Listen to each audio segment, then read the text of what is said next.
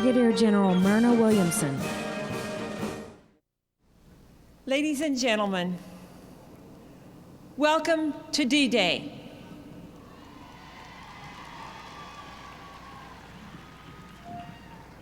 It's about time. I am privileged to host the pre-dedication concert and activities in conjunction with the President's own, the United States Marine Band, under the direction of Major Dennis Burian this morning, and some other special music that we will have. I think it's very appropriate that we do this kickoff with music today, as music has been such a special part of our activities for the last 2 days, with our reunions, our service luncheons, and getting together and greeting old friends. So we think you'll hear something familiar here today. D-Day, dedication to the women who've served past, present, and future. We'd like to begin the prelude portion of today's program with a new song written by Tom Bleck, especially for this occasion. It's entitled, Thanks to Our Military Women.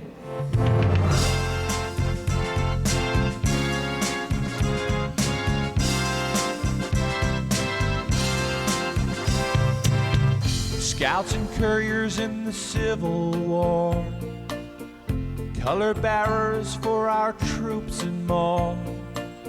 They nursed the sick and injured, freed our men. They're not forgotten, we're so proud of all the women who serve. Thanks for your military service, always there when we needed you. We're giving thanks to the women in the service, help protecting the USA.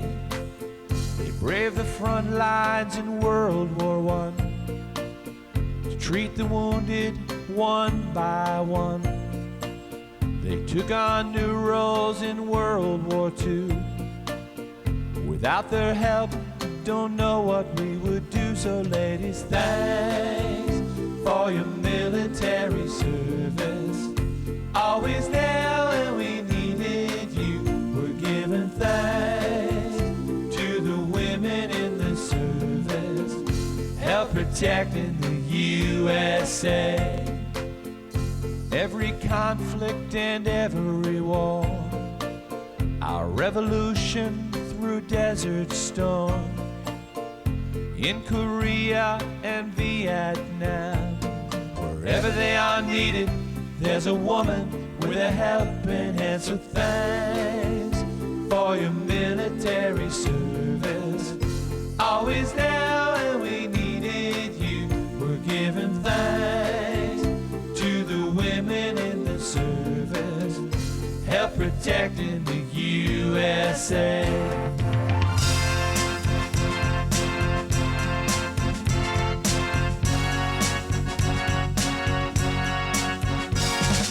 Thanks for your military service, always there when we needed you.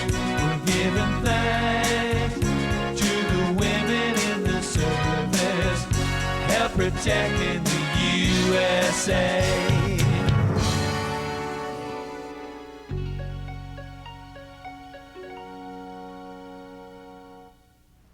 Tom Fleck, thanks for the military women. We now have moving into place, ladies and gentlemen, some young men and women who are special for the past, present, and future of our military service. They are young men and women from West Virginia, Virginia, Maryland, and Washington, D.C.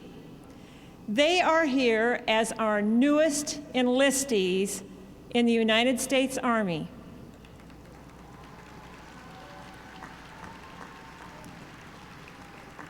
They have been recruited from the recruiting battalion out of Baltimore, Maryland, under the command of Lieutenant Colonel Robert Nugent and Command Sergeant Major Patricia Conway.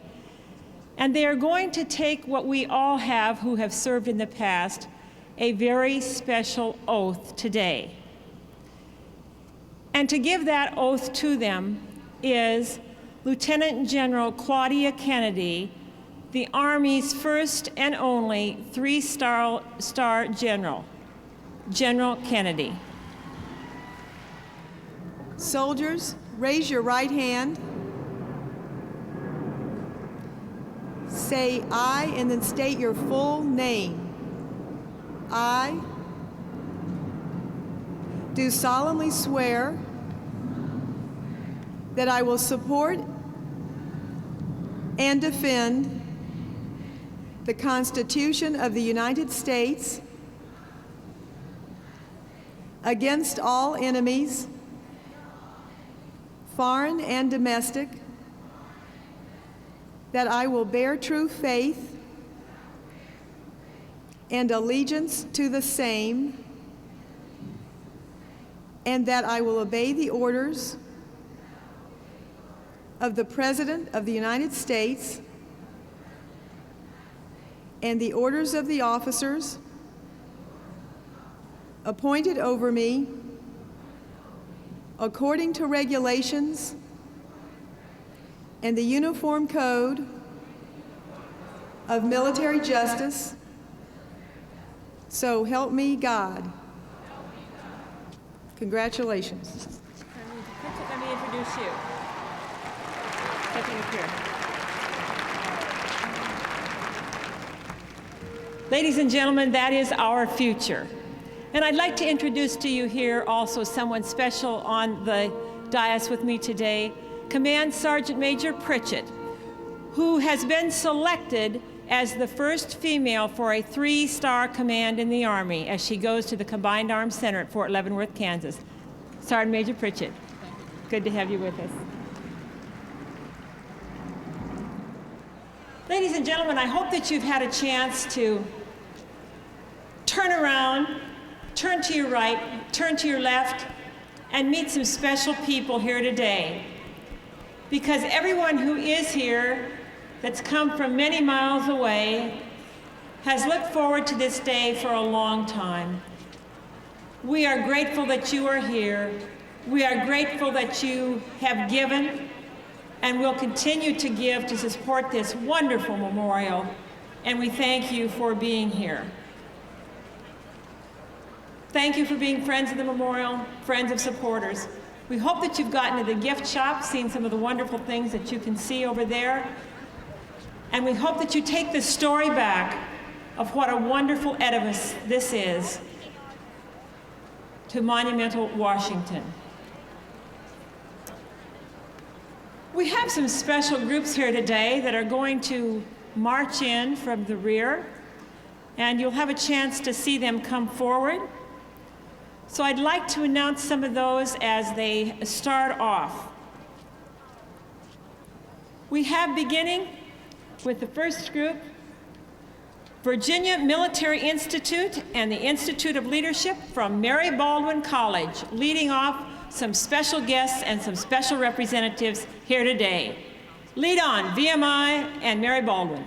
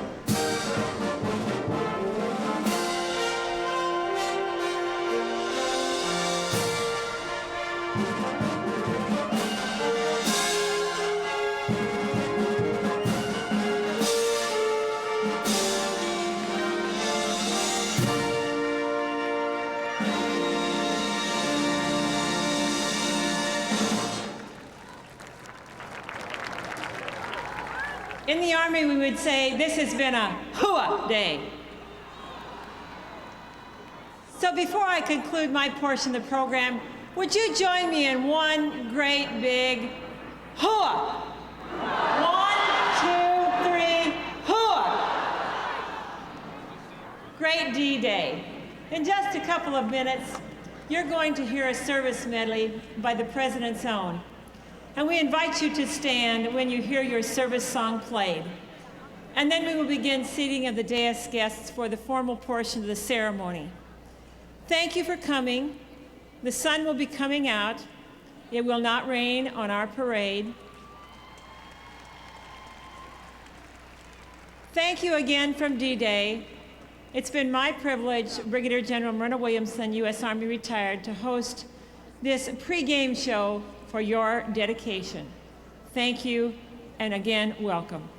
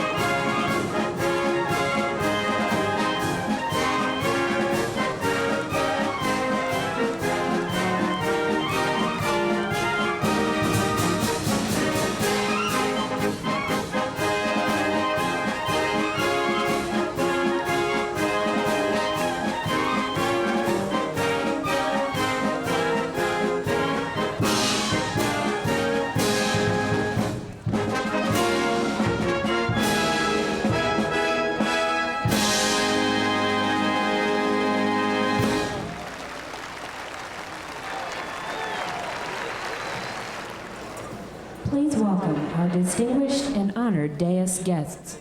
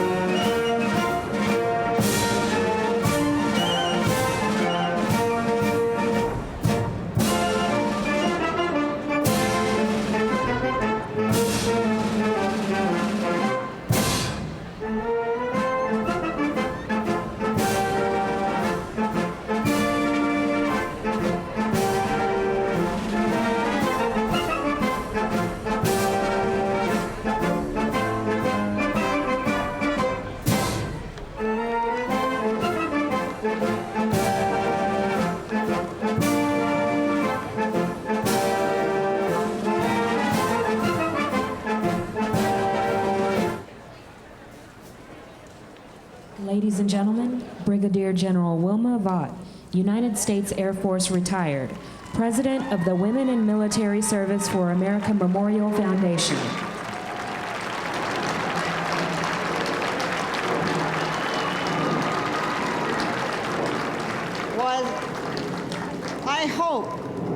I hope that even at 11 o'clock last night, there was never a doubt in anybody's mind but what it was going to be a great day today, and that the sun would come out. And I want to welcome you, and I'm glad you've had the strength to ignore the clouds and maybe the weather forecasters, and that you're here. This is the largest gathering ever of servicewomen and veterans whose service spans the time from World War I to the present. And thank you, everyone, for being here and being a part of this historic moment.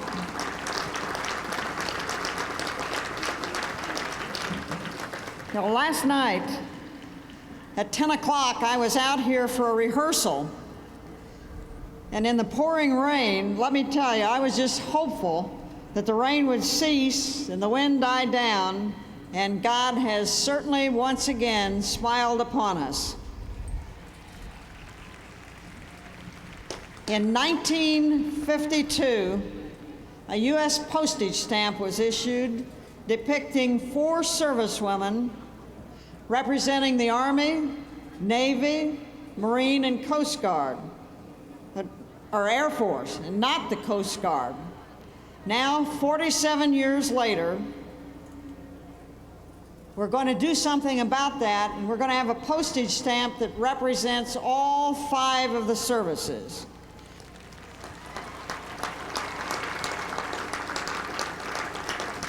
Go ahead and be seated.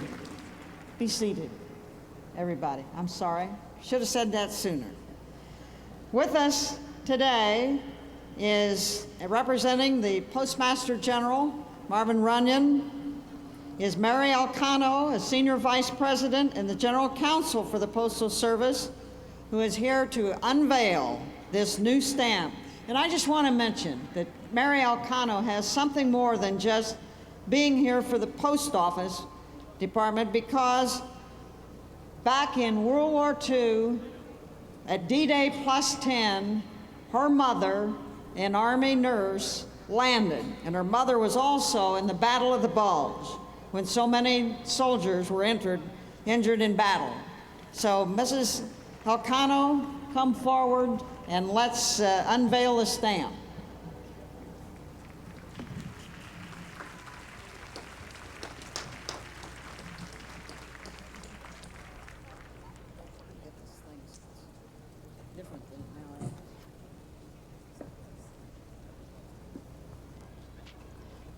Thank you, General Vaught, and good morning.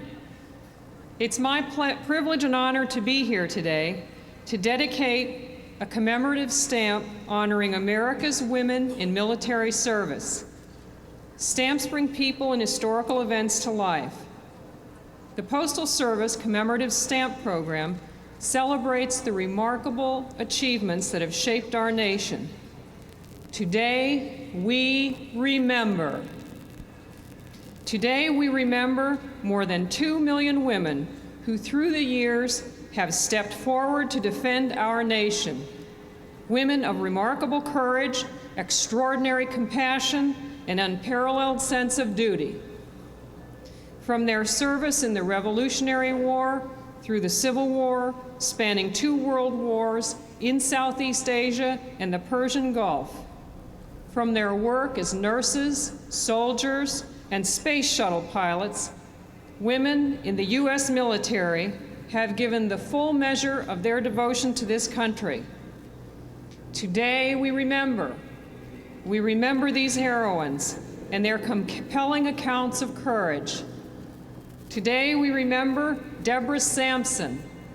Deborah was born in 1790 and enlisted at the age of 21 in the 4th Massachusetts Regiment of the Continental Army. She was the first woman known to have impersonated a man in order to join the Army and take part in combat. She fought bravely beside her male counterparts.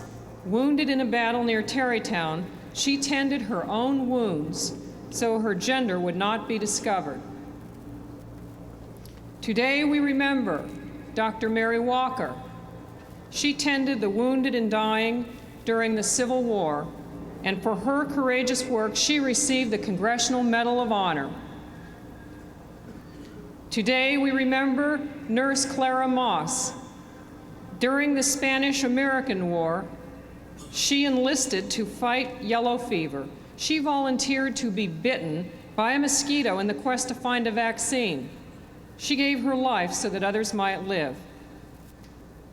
Today we remember Lieutenant Colonel Charity Adams Early. In Europe during World War II, she made history by commanding the 1st African American Female Battalion, a postal unit nearly 1,000 strong. They were responsible for handling the mail going to U.S. personnel in the European Theater of Operations. That included military personnel, civilians, and Red Cross workers, more than 7 million people. And today, I am proud to remember another Army nurse who's here with us today. The year was 1943. A 22-year-old nursing school graduate left Oil City, a small town in northwestern Pennsylvania, to join the Army Medical Corps. She trained in Georgia and in the service of her country went to England during World War II. She was in the wave of troops that landed on the Normandy shores during the D-Day invasion. Her mission? To set up a hospital unit, care for the wounded, and then leapfrog with other hospital units as the troops moved inland. Later, she served in the Battle of the Bulge. During the most intense fighting of the battle, her unit set up a hospital in an abandoned school in Germany. She tells me to this day she will never forget the sound of the bombs they called screaming Mimis. Those high-pitched, shrill, shrieking sounds of combat are among her most terrifying memories of war. Under the Geneva Convention, hospital military units displayed red crosses and were not supposed to be bombed, but they were bombed. In those raids, she would gather the wounded soldiers in the basement of abandoned buildings and crawl on her hands and knees on the floor, dispensing medication for the dying and the injured. She is proud to have served her country as a woman in the U.S. military, and I am proud of her. Today we remember my mother, Marion Rebecca Elcano.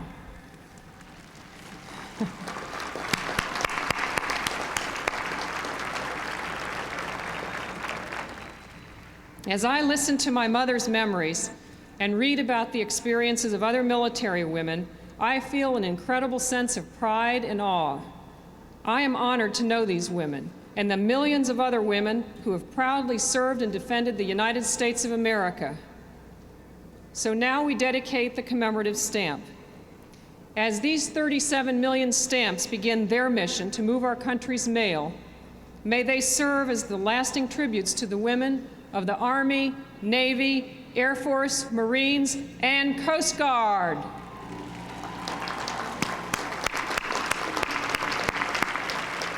Women who have helped safeguard our nation. May these postage stamps help us always remember these valiant soldiers, these brave Americans, these grandmothers, sisters, mothers, wives, and daughters, women who not only rocked us in our cradles, but who defended our cradle of democracy, the United States of America.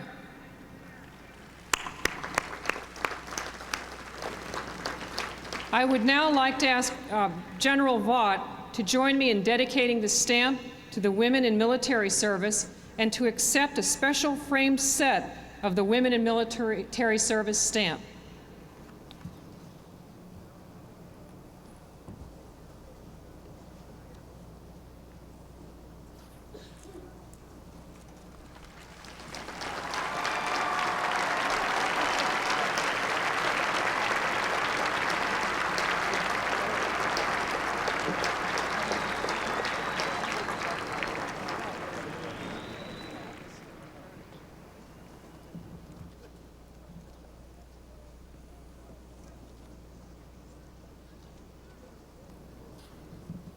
Thanks, Mary. It's absolutely beautiful, and everybody go out and buy this stamp. Hopefully we'll be able to sell some here today. And please express the thanks of servicewomen everywhere for issuing this to commemorate the dedication of the memorial and honor their service to the nation. Some months ago, a songwriter named Rod McBrien came and discussed with me writing a song for the dedication. Here today, for the premiere performance of this song, we are honored and delighted to have Kenny Rogers and Patty Austin, who have recorded the song for us to sell to help with funding of the memorial. Both flew in just to be here today to honor our servicewomen. They are accompanied today by our Coast Guard Academy Glee Club and the President's own United States Marine Corps Band. Kenny and Patty, a special thank you from all of the servicewomen all around the world for doing this for us, and we hope this song gets sung everywhere.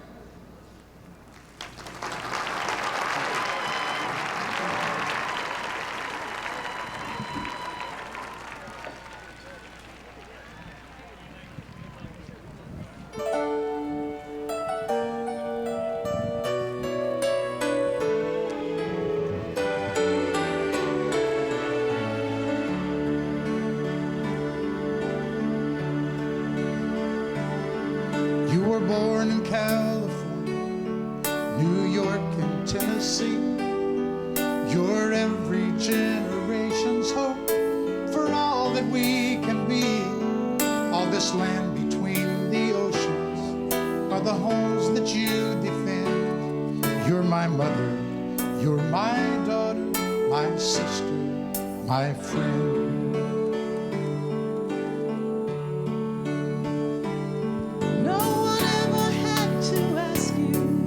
Seemed you always knew, standing up for what you know is right was all that you could do.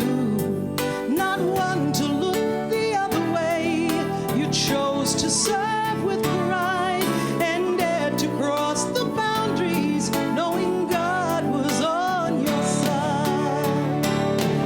And I will always remember you, for you remember me. Always there when I needed you, always there protecting my freedom. How could I ever forget you?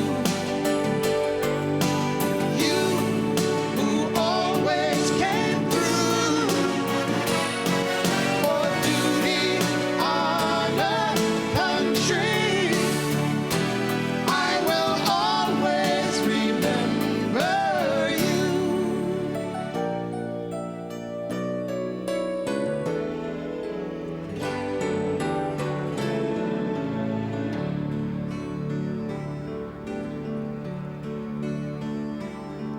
How you taught us strength and courage, the will to never fade.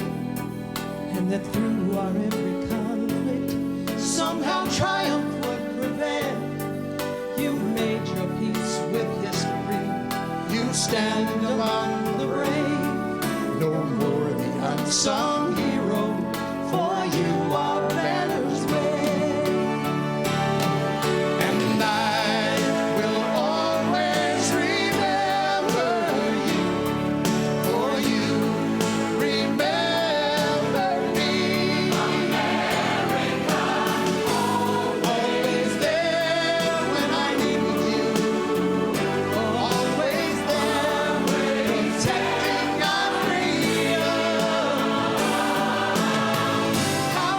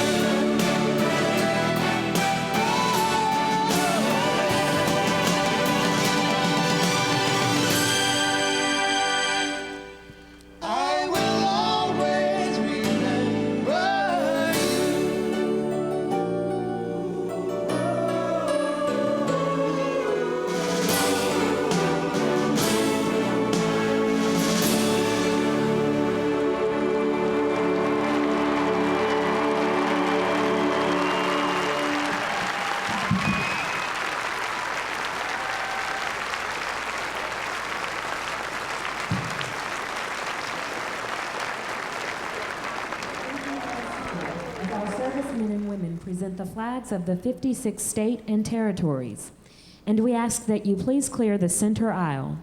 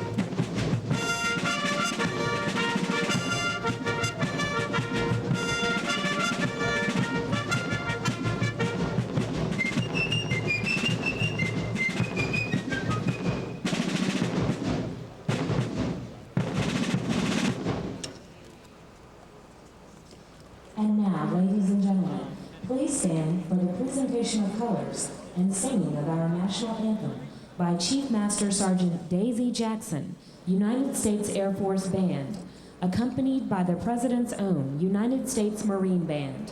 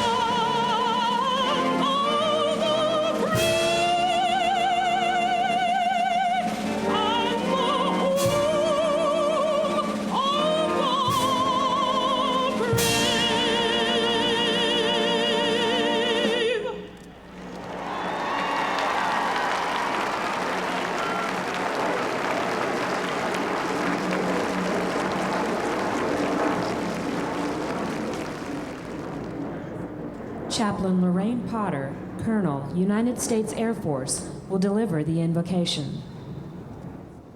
Let us pray.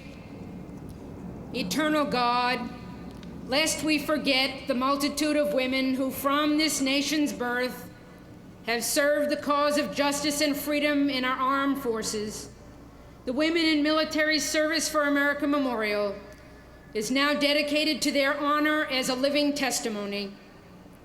As we stand here encircled by a great cloud of witnesses, bless this memorial to be holy ground.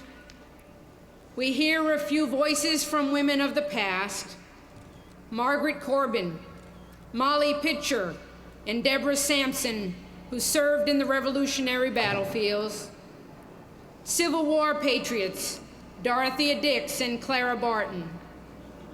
The Baker twins, first women Coast Guard yeomen in World War I. Lieutenant J.G. Harriet Pickens and Ensign Francis Wills, first African-American waves.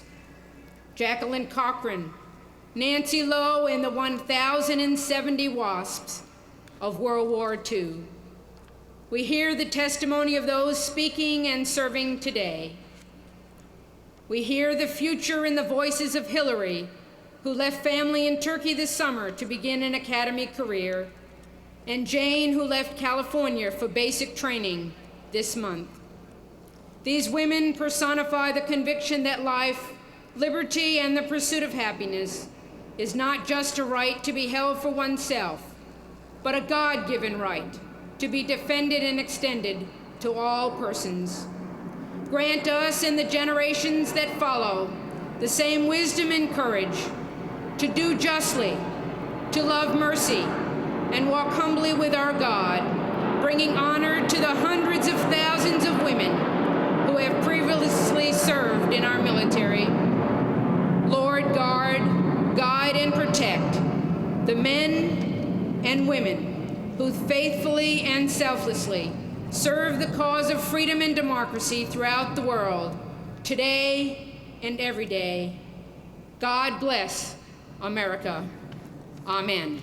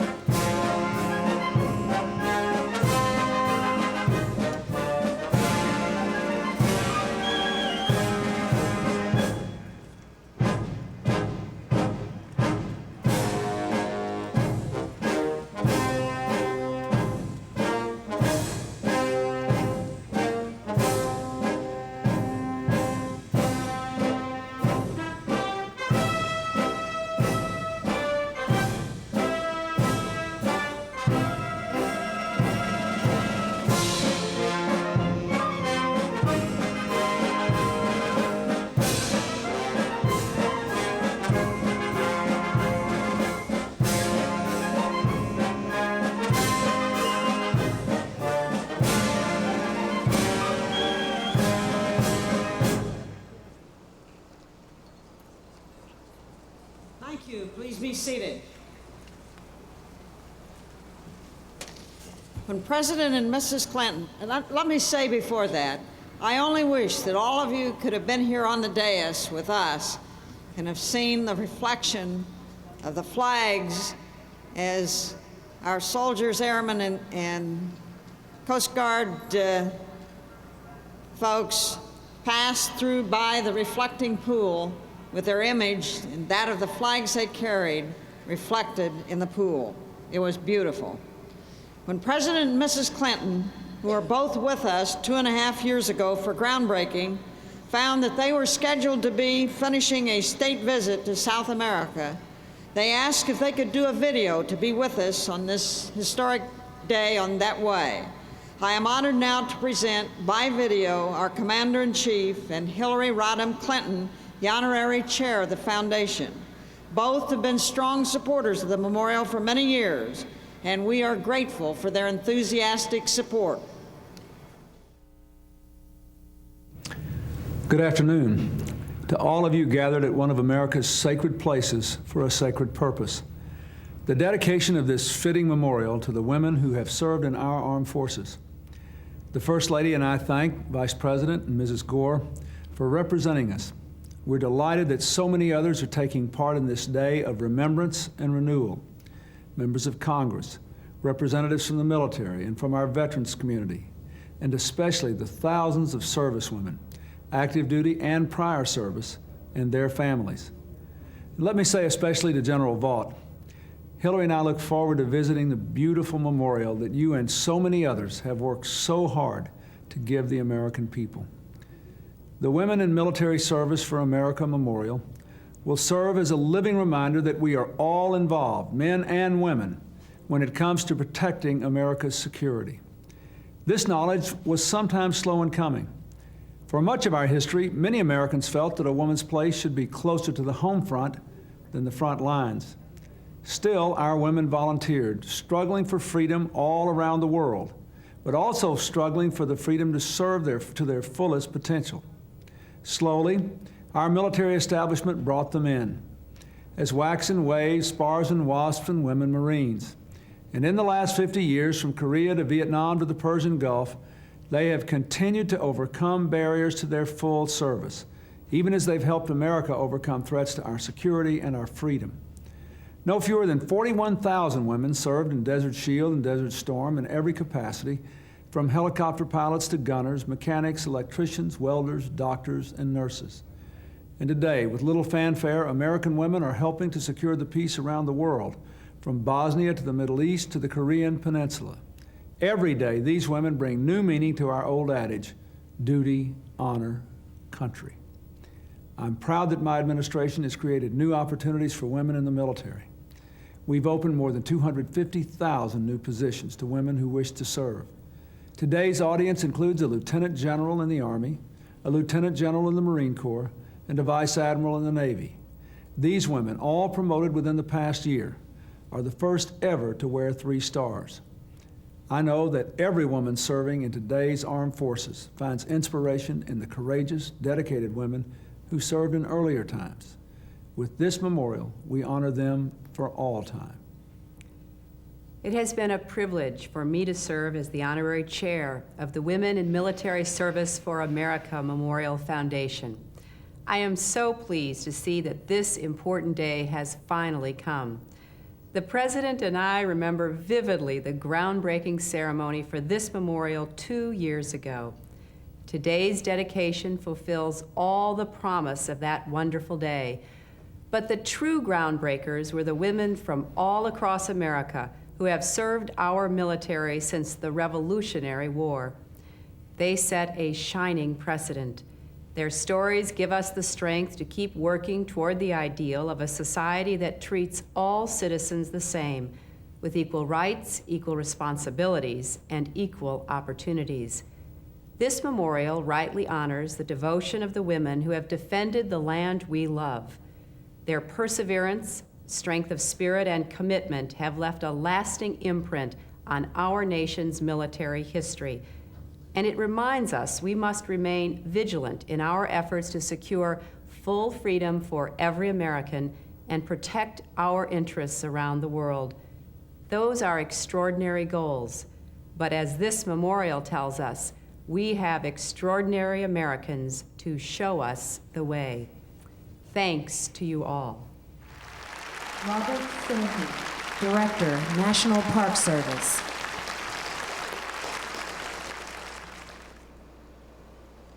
Good afternoon. Secretary Coyne,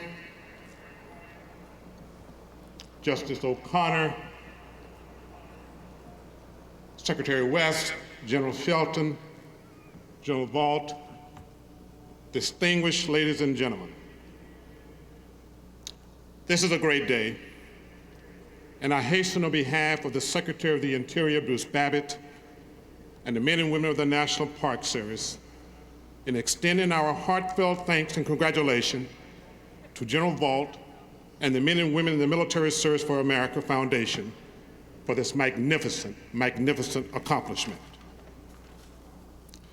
This memorial will serve as an important reminder of the nearly 2 million women who have given and continue to give military service for the good of America.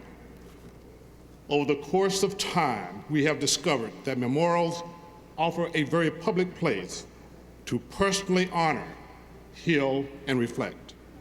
And this memorial joined the family of memorials which, in the words of J. Harsh McFarland, represents the dignity of a nation. The 1930 hemicycle, which the memorial was designed around, serves as an impressive setting and a splendid focal point. The Women in the Military Service for America Memorial Foundation does an excellent job of interpreting the role of women in the military service.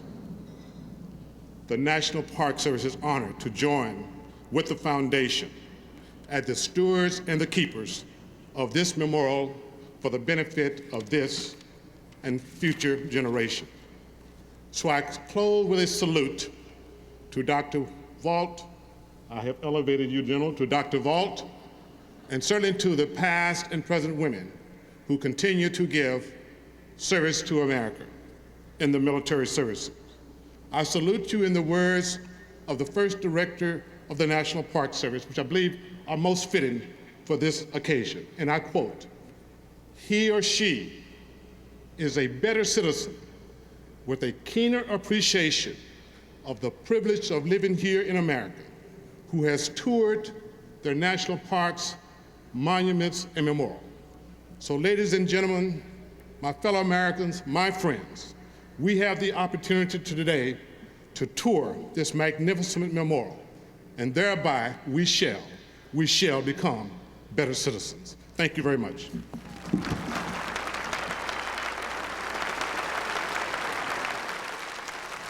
Former Representative Mary Rose O'Carr. General Vaught, I want to just start off by thanking General Vaught for not only holding up the heavens today, but also for all the tenacity and hard work that she has done. Thank you, General. Distinguished members of the dais, and especially the women who have served us in the armed forces from the American Revolution to the present, I am very proud to be part of this ceremony. On January 3rd, 1985, I introduced House Res 36 to authorize the establishment of a memorial in Washington to honor women who have served in the armed forces. And on May 20th, 1985, we had the first public hearing which I chaired with the help of a very capable staff. The outpouring of support from the American people was enormous. Thousands of petitions from all over the country came in. The administration, all veterans organizations, civilians, everyone agreed that it was time, however belated, to acknowledge the enormous contributions women have made to their country.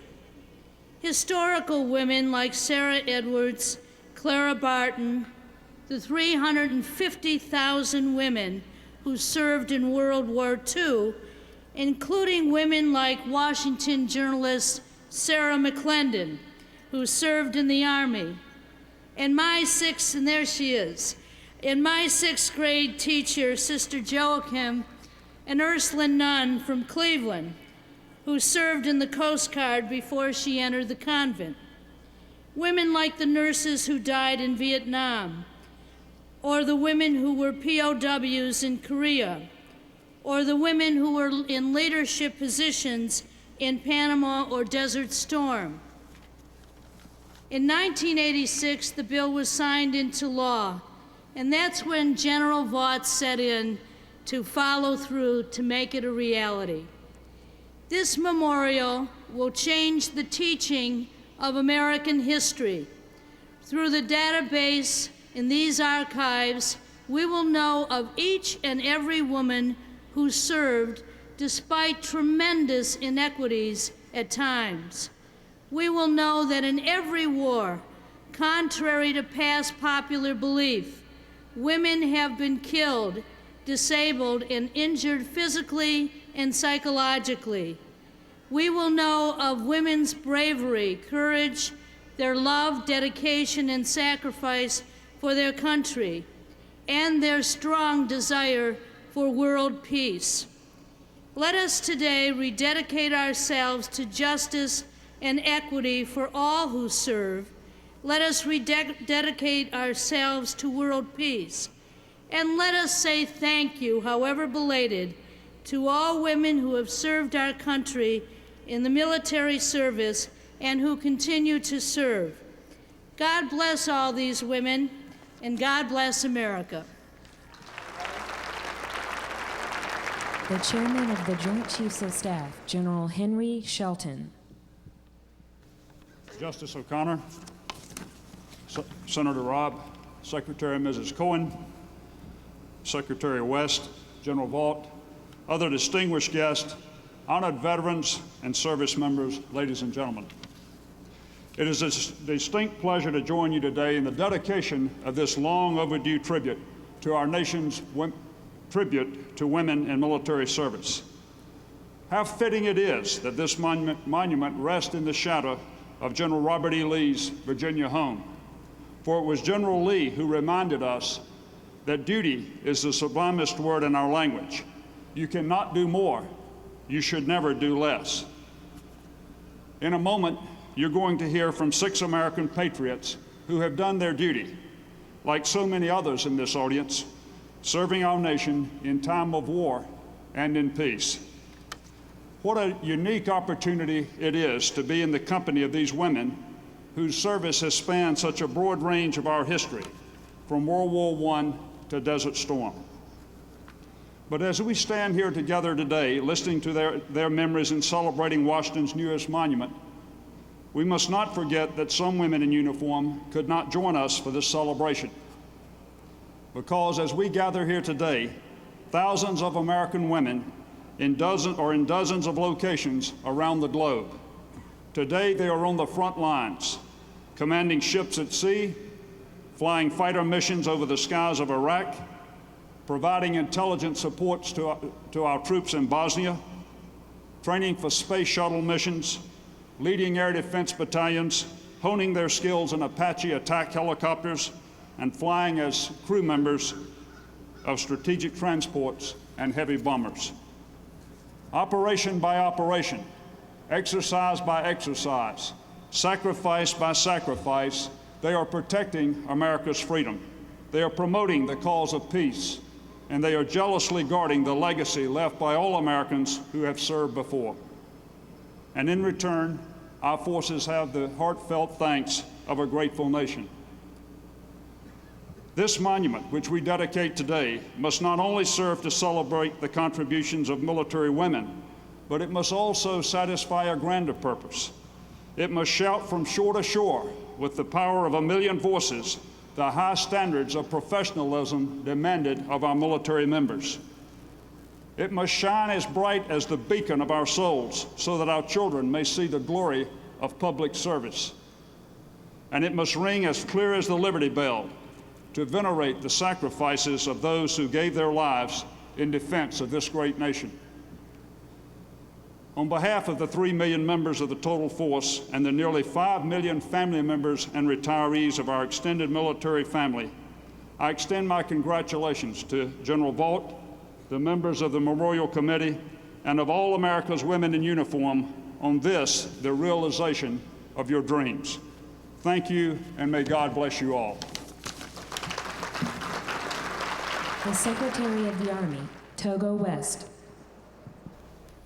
It is somehow fitting that this ceremony should occur on a day of such, how shall we say it, uncertain weather. War, I was told recently by a veteran, is an uncertain business. and at best, not a pretty business. And yet, on every uncertain day that our nation has had to face the grimy business of war, the grim business of defending ourselves, America's women in uniform have stepped forward. They have been there even when their presence has not clearly been desired, as in the early stories of Molly Pritchett and Robert Shurtleff, who was Deborah Sampson. They have been there in the times when their numbers have been arbitrarily restricted. 12,000 in World War I under strict quotas, thousands more in World War II, 87 of whom were taken by the enemy as prisoners of war. And they have served in times when their pay and benefits have been unequal, and when their service has not been clearly valued in equal measure. In her extraordinary statement at the age of 76 in 1892, Elizabeth Cady Stanton said, "Talk of protecting women from the fiercest storms of life is sheerest mockery. The storms fall on women from every point of the compass, as they do on men who have been trained to protect themselves, to resist and to conquer. In their service, in uniform, America's women have protected themselves, their fellow service members, and millions of Americans whom they do not know. They have joined with their fellow service members to resist and, when necessary, to conquer those who would harm this nation." That story cannot be read between the lines of the memorials that line the boulevards of our nation's capital. Nor is there recorded there our determination that the service of every woman shall be valued in full measure, and that every woman in service shall be accorded the dignity and respect that her service merits, and that is not an act of grace or of compassion or of generosity, but is rather her entitlement as a member of our nation's family and of our nation's military. For decades, secretaries of the Army have been the custodians of Arlington National Cemetery.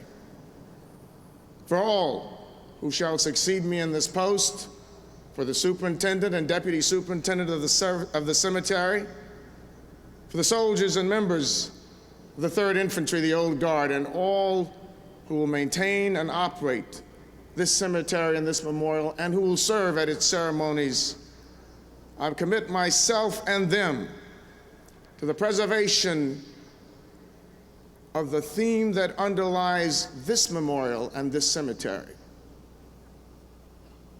that service to others, to one's country, whether civilian or in uniform, whether for a lifetime or for one shining moment, is the noblest way in which we can use our lives. And that the highest tribute a nation can pay to that nobility is to remember.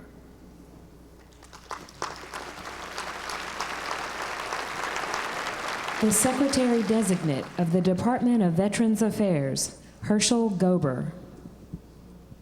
General Vaught, distinguished leaders of our nation's armed forces, and a great big welcome to the women veterans in the crowd and those that are serving now. You know, night before last at the gala, the weather forecasters were predicting it was going to rain, it was going to rain. There's no way around it. And Wilma Vaught stood up and said, "It will not rain."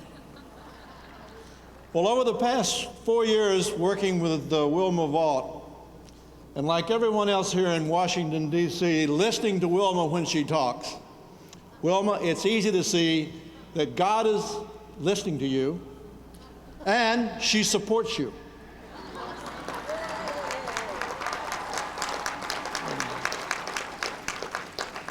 This is an exciting moment here, as has been spoken earlier.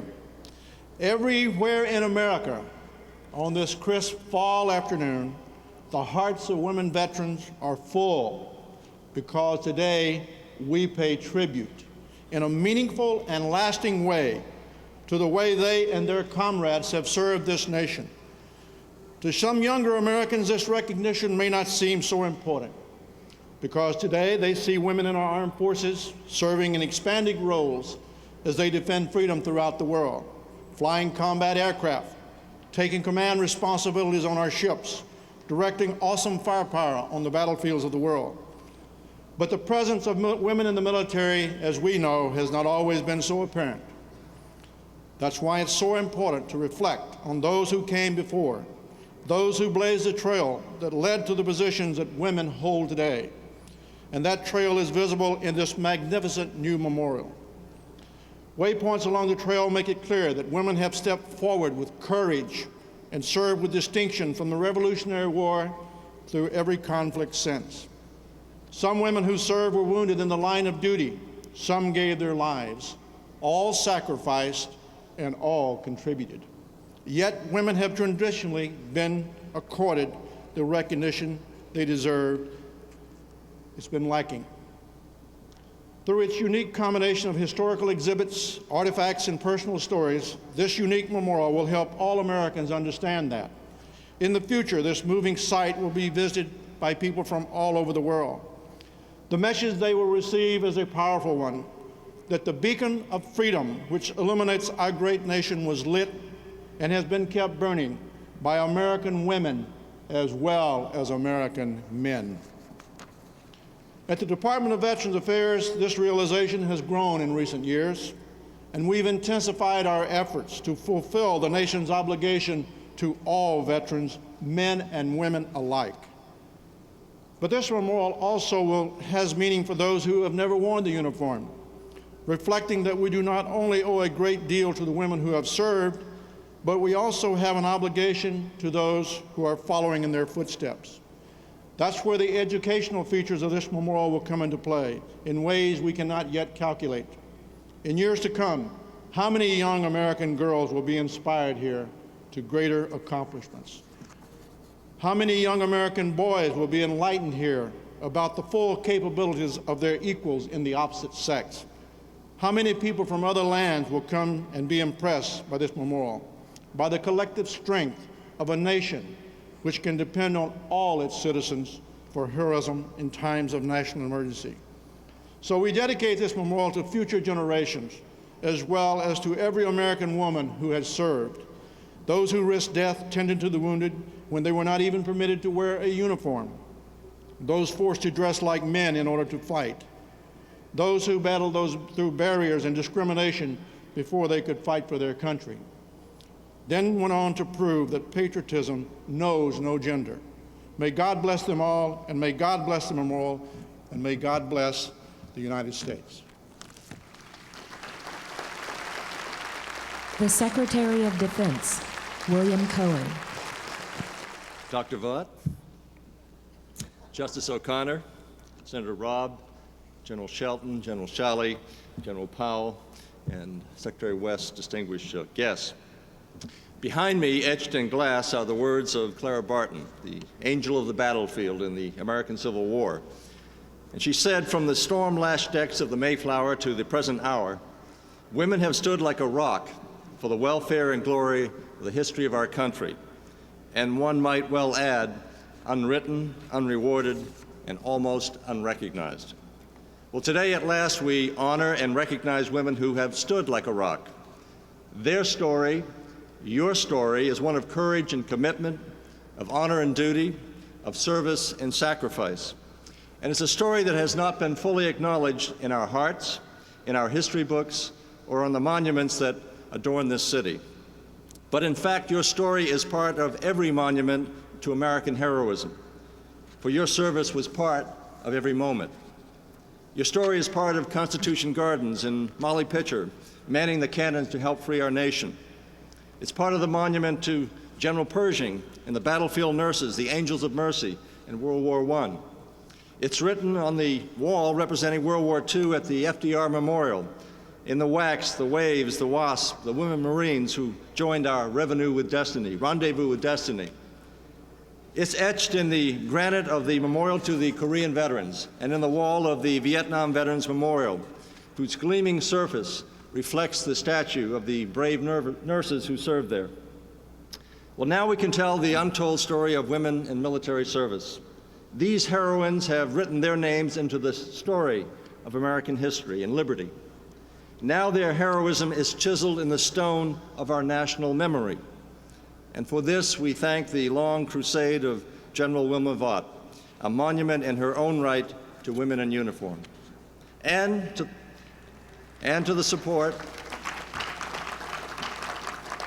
of First Lady Hillary Rodham Clinton and all those who helped to break the ground and to build this memorial. The story of these women is told in the very substance of this structure. The stone and steel honor their unbending will. The granite and the glass celebrate their resolve to shatter stereotypes and ceilings. But this memorial is more than a remembrance. It's also a reminder that women in military service to America are not new and should never again be allowed to go unrecognized. That we do not recruit women as a special favor. We do not train women in the name of a noble social experiment. Today, women in uniform are part of the national security of the United States.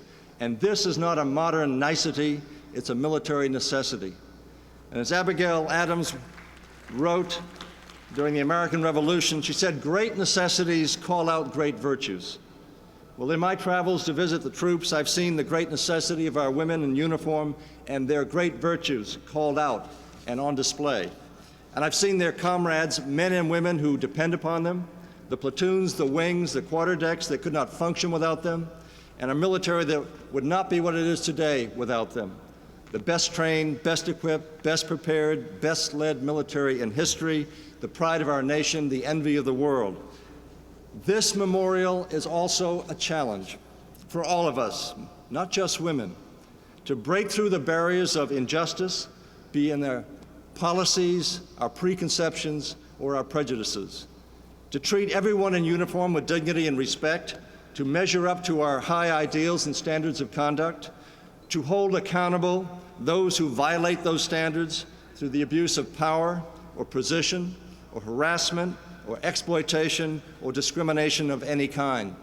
Recognizing that the reason that America's military is the best in the world is that we call to duty the best that America has to offer, and we call forth from within the better angels of our nature.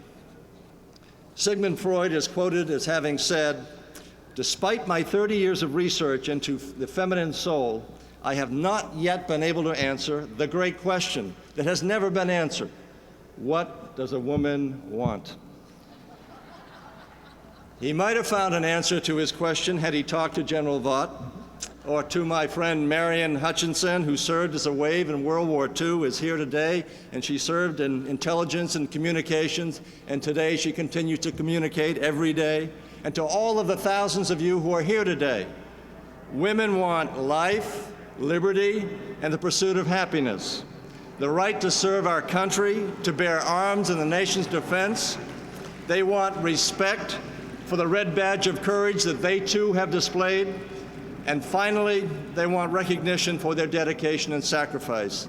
In short, they want what men have always wanted, have been given, and have received. And today, we finally give form to the dreams that have been too long deferred.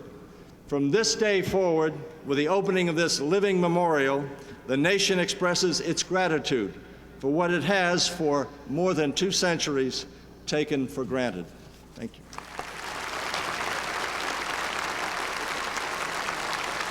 Associate Justice of the United States Supreme Court, Sandra Day O'Connor.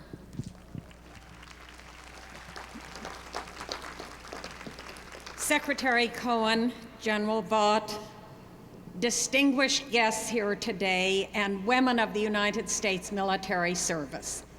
This is such a special moment and a very proud day for women.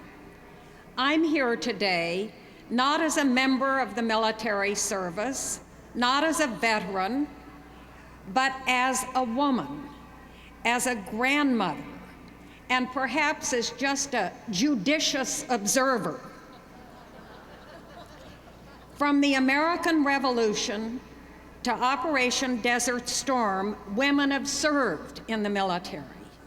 For most of the nation's history, that service was unauthorized and carried out by women as volunteers, sometimes disguised as men. Approximately 127 women fought in disguise as soldiers in the Civil War. After a century, beginning in 1901, the United States Army established an auxiliary for nurses. Women did not become a permanent part of our armed services until 1948, but their number was capped at 2% of the active duty force. That ceiling was lifted in 1967. Today, women represent about 11% of our armed forces. Some 211,000 women are on active duty, and there are some 1.5 million American women who are veterans of the military service today. It is time indeed that we dedicate this splendid memorial to the women who have served in the military. As Major Beatrice Hood Strout put it, this isn't just my brother's country or my husband's country, it's my country as well. Indeed it is. Women have taken their places in all fields of endeavor in this country, from outer space to ocean depths, from battlefields to courtroom benches, from chow lines to the front lines. Today, out of the shadows, acknowledged at last as an ongoing permanent part of America's armed forces, this memorial is dedicated to our women soldiers, sailors, Air Force, Marine, and Coast Guard personnel in our nation's most hallowed place of honor at Arlington National Cemetery. At the base of the hill, symbolic, I think, of women's ascent, we have this handsome and informative memorial to American servicewomen. It makes all of us here today, and those of us who will visit it in the future, stand a little taller, feel a little better about ourselves. General Vaught, you were a determined and dedicated leader to direct this project. We salute you and all the women, present, past, and future, who served and will serve our nation in our armed forces. May God bless you, one and all.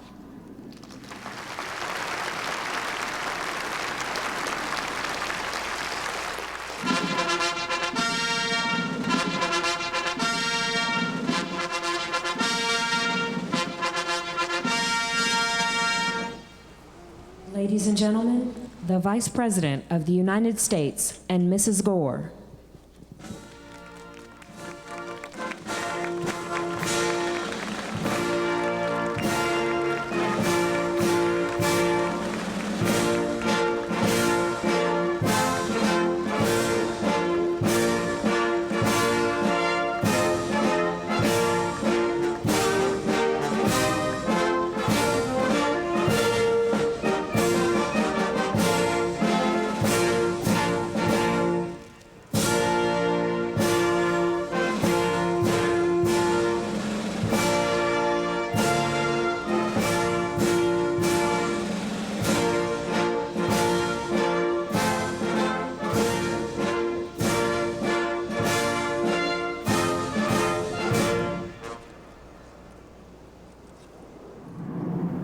One of the purposes of this memorial is to give voice to our servicewomen and veterans and to those women who served in direct support of our armed services during conflicts such as the American Red Cross and the USO.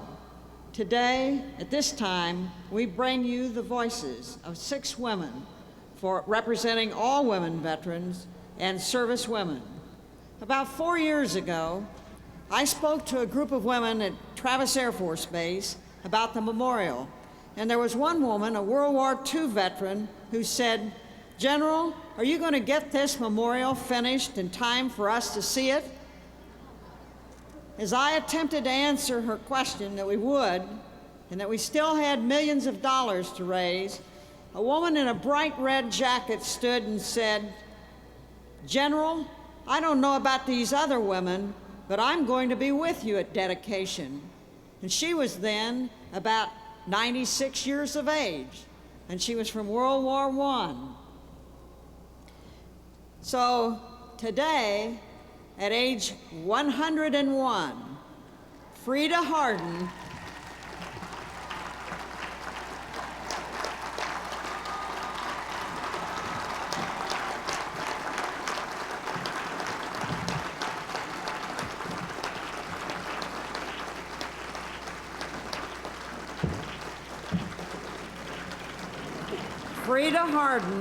is here with us with her son, a retired Navy captain, and she's in her Navy yeoman's uniform. And wave, everybody, mother. Wave. Wave to Wave, them. everybody. Wave. Wave to everybody.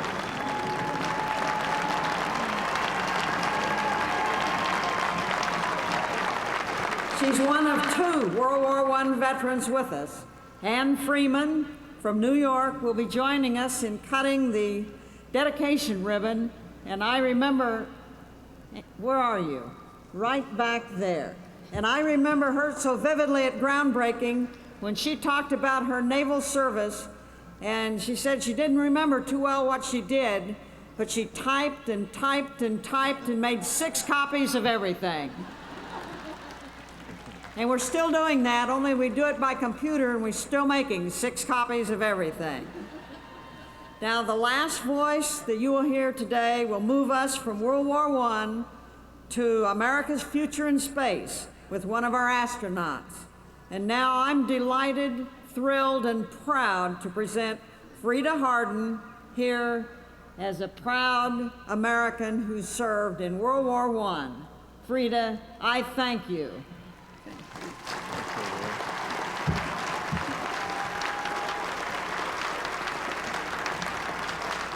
Loud voice, man.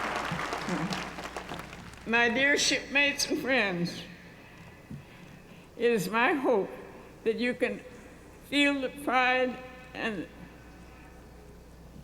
pleasure that are mine today in being able to be with you here today. I'm very glad to be here. The dedication of the women in military service for World War I, For America, American Memorial. The memorial will be a lasting tribute to those women who served, to those women who have served their country in the armed forces, and one which is long overdue. In my 101 years of living, I have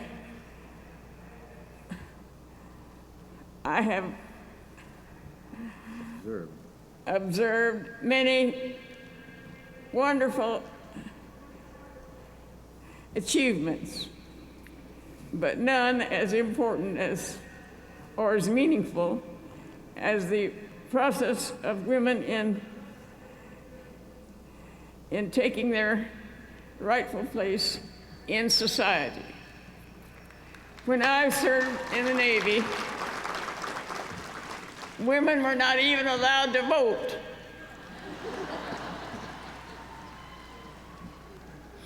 Now, women occupy important officers and leaderships and positions, not only in the military, but also in business and government and education and in almost every form of human activity.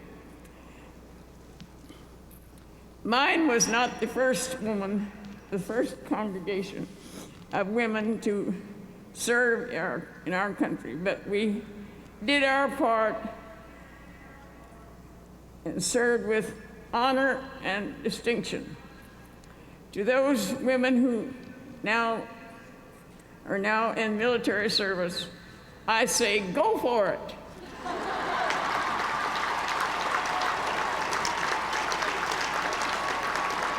You are doing a wonderful work, and it's very much appreciated. To those women, to those young women who may be thinking of a career in the military service, I say, go for it. You will find a world of opportunity waiting for you. For my part, I had always been very fond of my Navy service.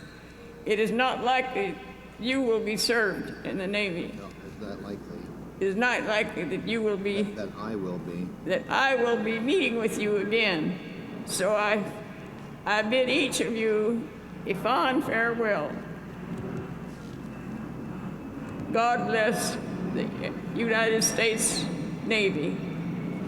And God bless America. And goodbye.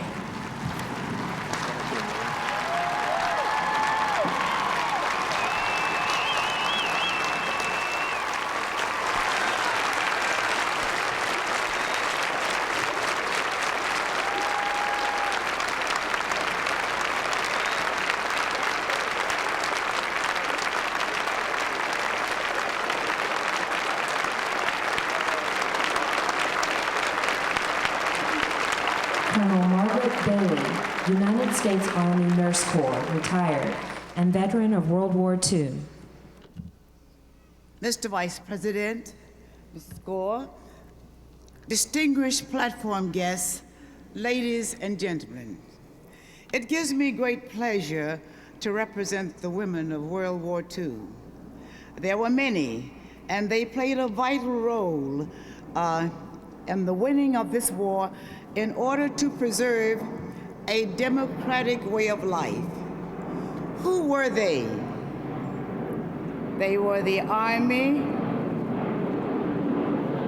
Navy, and Air Force nurses, the women of the Army Corps, the WACs, you know them, the women of the Navy, the WAVs, the women of the Air Force, the WAFs, the women of the Marines, the SPARs, the Red Cross, the Special Service, ANISI intelligence groups, and many others. There were also those women who left their homes and moved into factories and agencies of all kinds to relieve men for active duty.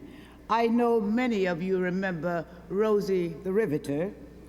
This memorial speaks loudly to them for service rendered, and we congratulate General Vaught and her staff for spearheading this moment.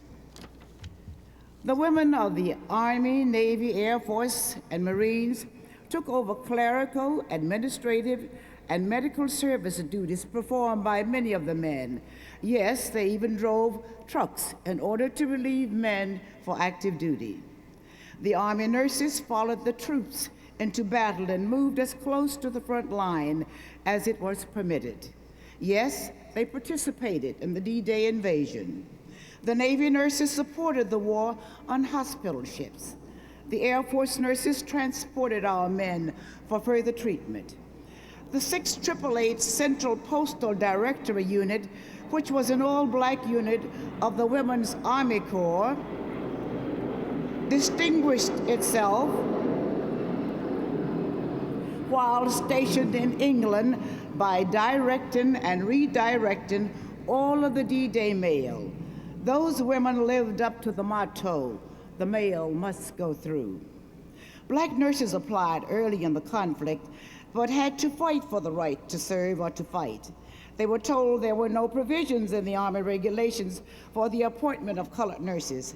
But with the help of many outstanding citizens, they won the right to serve and made outstanding contributions in spite of limitations. World War II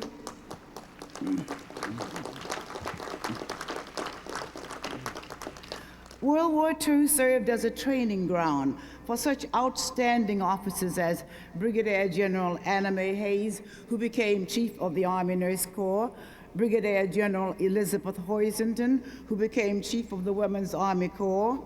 These women were the first female military generals. The women of World War II realized the value of a free and democratic way of life. And if they were requested to defend it again, they would willingly answer the call, because these words continues to ring in our ears. My country, 'tis of thee, sweet land of liberty, of thee I sing. Land where our fathers died, land of the pilgrim's pride. From every mountainside, let freedom ring. That's what we were fighting for. Thank you.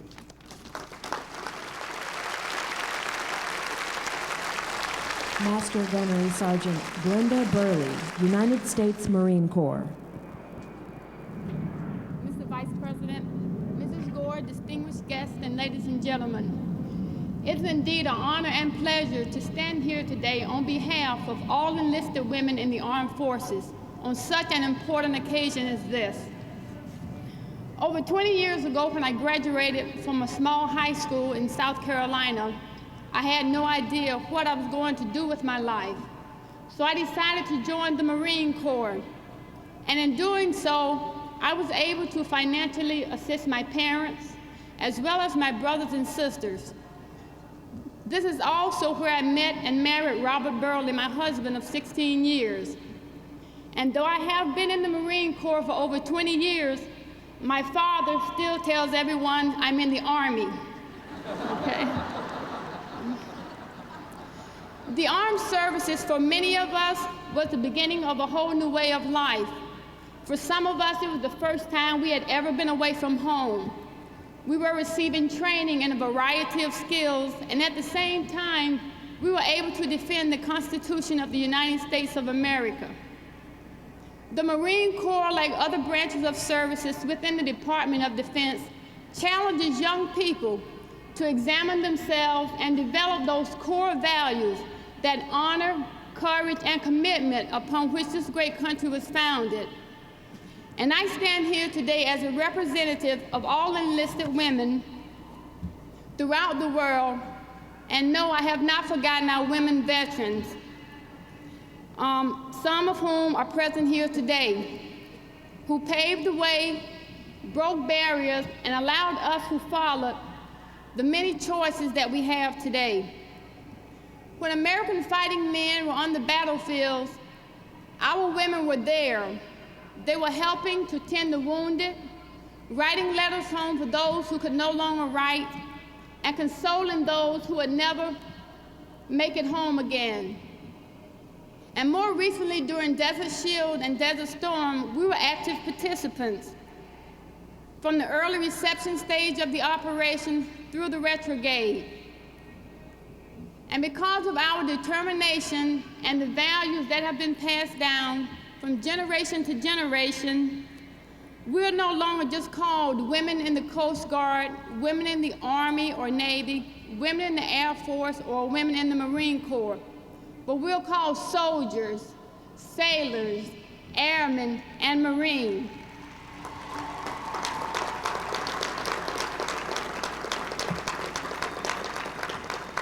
And the dedication of the Women in Military Services for America Memorial today is a well-deserved honor for the women who have served, are serving, and the women that will continue to serve our great country.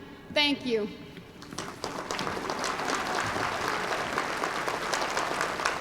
Brigadier General Linda Sturley, United States Air Force Nurse Corps.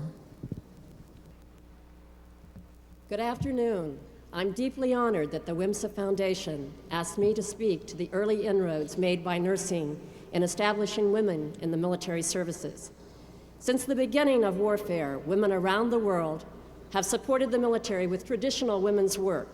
Cooking, laundry, sewing, and nursing are comforting injured troops. Likewise, in the beginning of our nation's history, women contributed similar services to the war effort as volunteers or paid civilians. Based on significant advances in patient care made by these women, military leaders soon discovered there was no substitute for having trained nurses. In 1901, Congress established the Army Nurse Corps, with the Navy closely following suit in 1908, and the Air Force in 1949. In the early years, nurses had no military rank, no equal pay, or other normal benefits, but they were still very much a part of the military. Their acceptance, even with this dubious status, was the first breakthrough in allowing women to pursue a military career. Nurses have faced insurmountable tasks in time of war and have valiantly risen to the call. By the end of World War I, over 41,000 Red Cross, Army, and Navy nurses served in field, base, and convalescent hospitals. During World War II, the services could not keep up with the overwhelming demand for nurses, so Congress funded the U.S. Cadet Nurse Corps. In this war, nurses endured relentless bombing and strafing attacks, torpedoing at sea, anti-aircraft fire, and were even prisoners of war, all in the line of duty. During the Korean War, a total of 600 nurses served in the combat zone. Of the roughly 7,500 military women who deployed to Vietnam, the vast majority were nurses. Through the years, dedication, patience, courage, and the willingness to do difficult, often even dangerous tasks have been the words most often used to describe military nurses. But today, there is a new world order. With the high operational tempo of peacekeeping, humanitarian, and disaster relief missions, nurses continue to be among the first deployers to locations such as Bosnia, Rwanda, Haiti, Somalia, Cuba. We continue to provide care in hospitals, ships, airplanes, and tents. We deliver care with potential exposure to biological or chemical weapons, direct enemy attacks, or violent acts of terrorism. Just as nurses before us, we are still ready to provide care anytime, anywhere, and if necessary, make even the ultimate sacrifice. Nurses continue to advance in the military. We are now competing for senior medical leadership positions historically reserved for physicians or administrators. We believe nurses bring a unique perspective to these policy-making positions by ensuring military health care remains patient-centered. Navy nurses are increasingly assigned to commanding officer or executive officer positions. Air Force and Army nurses are currently serving in the field as squadron, group, or installation commanders. The generals and admirals of the military nurse corps are now competing for higher rank and assuming expanded responsibilities for operational medicine and medical readiness. From our traditional beginnings as volunteers doing women's work to military commanders coordinating diverse services around the clock and around the world, nurses are very proud to take their place with other military women at this very spectacular national memorial. Thank you. Commander D. Norton, United States Coast Guard. Mr. Vice President, Mrs. Gore, distinguished guests, fellow servicewomen and men, it is a great honor to be here today representing the active duty women officers of the armed forces. As we dedicate this memorial, there is little question of how every woman who has ever served in the armed forces feels today. There is immense pride in being part of this nation's military force. We are glad to be here and to play part in this historic event. Clearly, women have achieved monumental strides in each of the services. The women serving today know that the perseverance and tenacity of the women who came before us paved our way. Today, women command on shore, at sea, and in the air.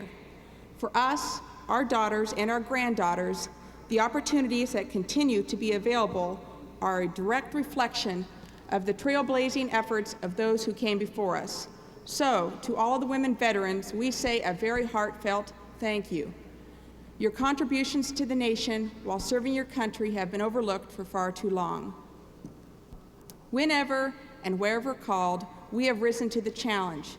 Today, the armed forces strive to provide the best possible defense to our country. The women that this memorial honors have proven that they are ready, willing, and able to accept the risks and responsibilities that accompany the oath that they have freely taken. Whenever and wherever called, we will answer the challenge. I would like to share with you the words from a patriotic poster I read years ago. The words were so fitting that they have never left me. The poster, borrowing lines from the national anthem, read, "This would not be the land of the free if it were not also the home of the brave." As we stand here in the shadow of this memorial, it is evident that the home of the brave includes the gallant and courageous women who have served their nation since the founding of this great country. The women of today's armed forces continue to exhibit the devotion, loyalty, and integrity that have so faithfully served our nation's military throughout history. We are so very thankful for the opportunity to serve our country and display the love and patriotism for our nation that reverberates so strongly within each one of us. Without a doubt, we live in the finest country in the world. May we always be the land of the free and the home of the brave. Thank you.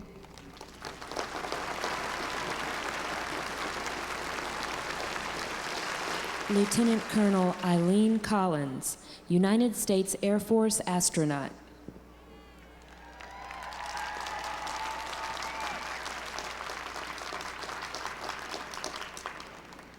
Mr. Vice President and General Vaught, when I was a high school student in the early 1970s, our country had decided to go to an all-volunteer military force.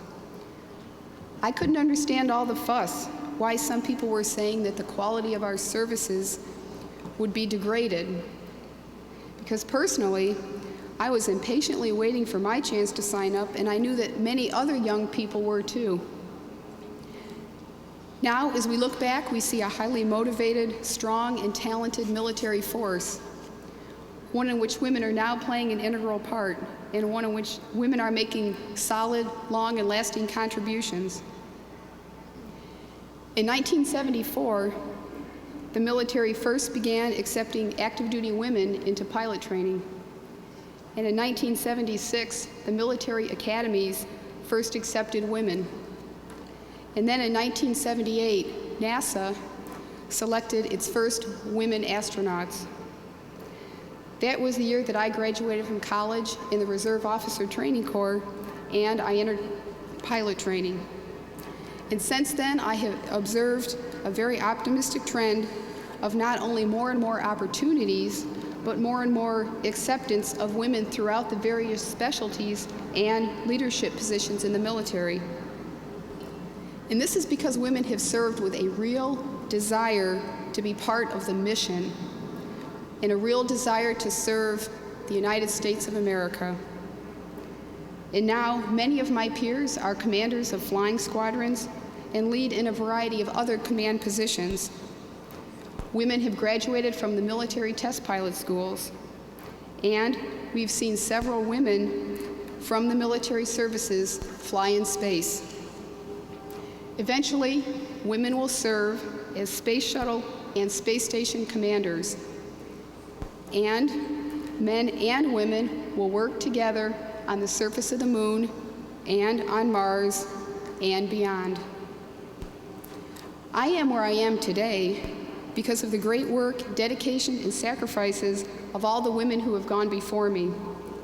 Those of you who served in wars, those of you who have flown military aircraft, in particular the women Air Force service pilots who so inspired me, and those of you who have spent long times away from your family and friends, those of you who were the first woman in your area, or those of you who were the only woman in your area, and those of you who did your jobs with a smile, regardless of how trivial it may have seemed at the time, you did it because you were part of a team, and you did it because you believed in defending the ideals of our great country. I thank all of you for being such great role models for the generations to follow. This memorial will ensure that all remember the role of women in our nation's defense. And I want to personally thank you so much from the bottom of my heart for all your service to our great country.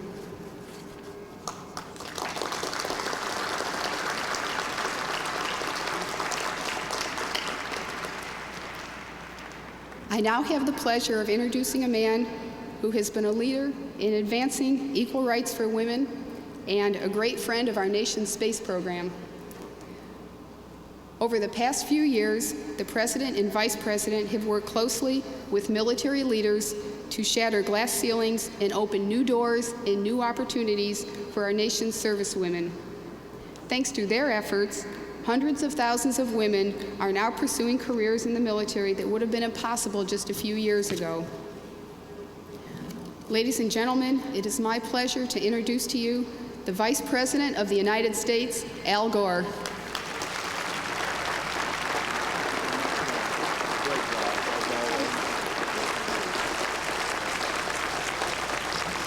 Thank you very much, ladies and gentlemen. Thank you very much. Thank you, Colonel Collins, the first woman to pilot the space shuttle. Thank you for your kind words and your participation here today. Justice Sandra Day O'Connor, Secretary of Defense Bill Cohen and Janet Langhart, Chairman of the Joint Chiefs of Staff, General Hugh Shelton, former Secretary of Defense Bill Perry and Lee Perry, former Chairman of the Joint Chiefs, General Shalikashvili and General Colin Powell, Secretary-designate of Veterans Affairs Herschel Gober, Secretary of the Army Togo West, Senator Chuck Robb and Congresswoman Connie Morella, and other members of Congress who may be present here today, to the distinguished individuals who came and gave their testimonies here, Director of the National Park Service Bob Stanton, others who are distinguished guests, and ladies and gentlemen. The testimonials we just heard were very moving. They come from individuals who speak with the voices of American greatness. I wish to thank each and every one of them. These courageous American women have told us of path-breaking deeds and heroism, inspired us, and their deeds have inspired us all. I am truly honored to share the platform with them, and I'm privileged to join all of you on this historic day of memorial and thanksgiving. We are here today at Arlington Cemetery before this beautiful memorial on sacred ground near the rows of simple white stones that mark the last resting place of our honored dead, to honor and pay tribute to the generations of American women who have served and are serving in our nation's armed forces. We join today with tremendous gratitude for the thousands of our fellow citizens who have journeyed here today to participate in this dedication. Thank you for coming. Thank you for being a part of this ceremony. We're grateful also for the hard work and constancy of those who have led in the creation of this memorial. I want to single out former Congresswoman Mary Rose Okar and thank you, Congresswoman, for your outstanding work. I want to thank those who labored to build it and the architects, Marion Weiss and Michael Manfredi, and the others who brought it about. They've done a beautiful job, and we're grateful to you.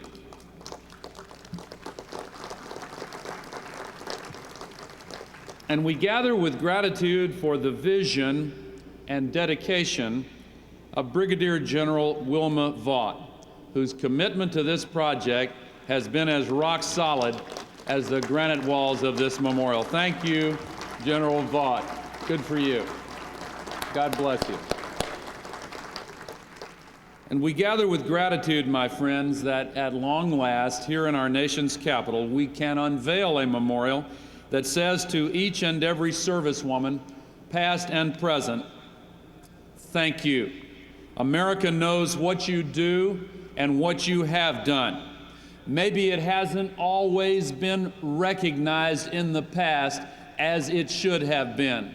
But today, we proclaim loudly and clearly, We recognize it. We're grateful for it. We say, God bless you, and we will always thank you for helping to make our country what it is.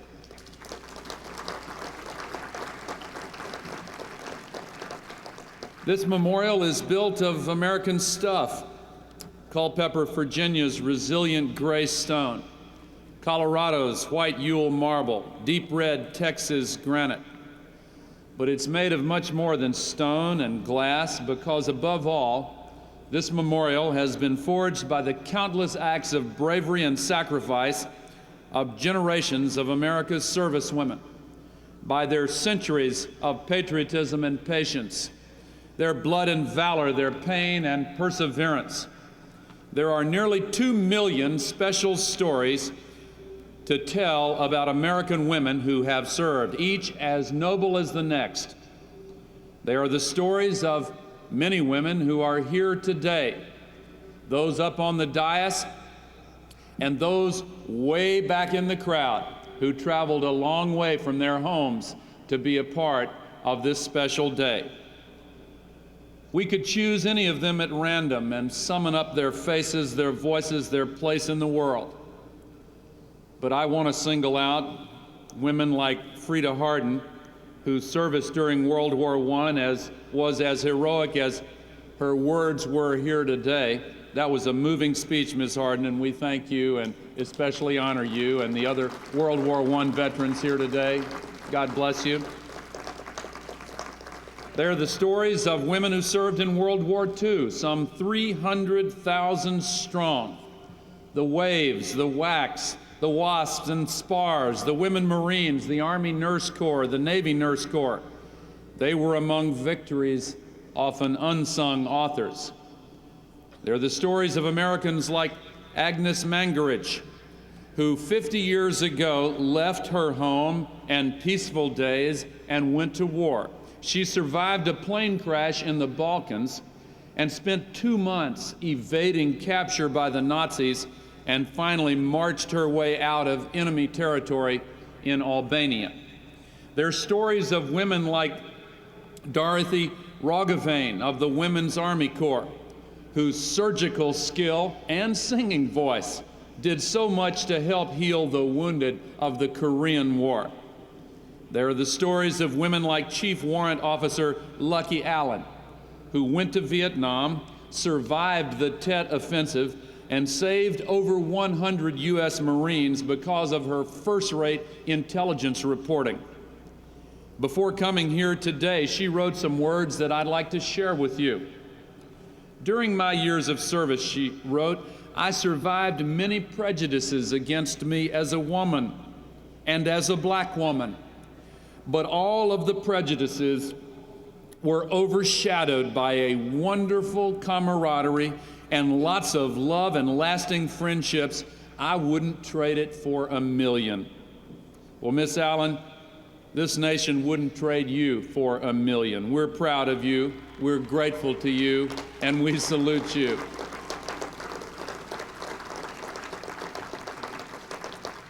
And we also salute women like Gulf War veteran and Army Doctor Rhonda Cornum.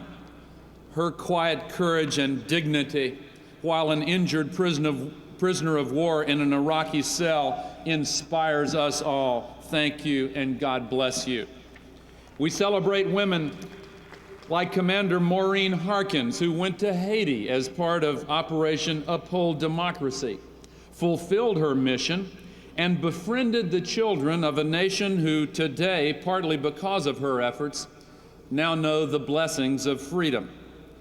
And we honor servicewomen like Chief Medical Corpsman Teresa Marie Hansen, who valiantly deployed with a fleet hospital ship to Zagreb, Croatia, and helped to bring peace to that war-shattered land.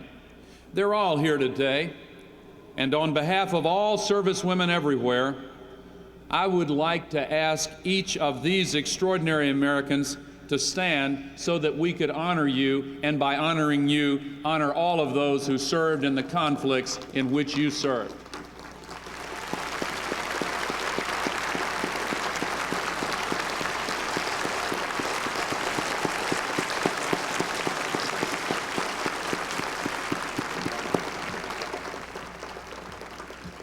Today, as we honor our servicewomen, let us also salute the home front, that great line of Americans stretching in close rank from the rocky shores of Bar Harbor, Maine, to the sandy beaches of San Diego whenever our troops are in harm's way.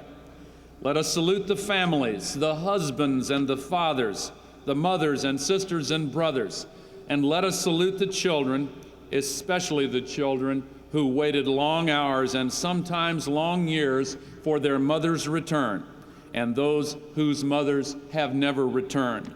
They also are American heroes, and to them we also dedicate this special place. And we pray that they will find healing and grace when they visit here.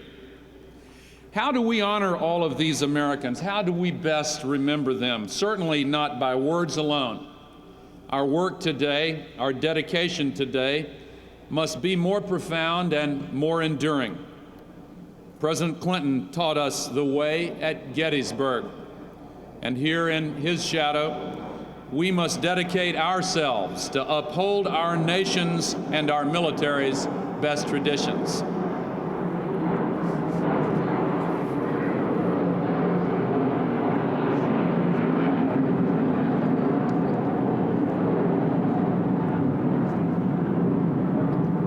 And in dedicating this memorial, let us be especially careful to also dedicate ourselves to root out prejudice and intolerance wherever they may exist.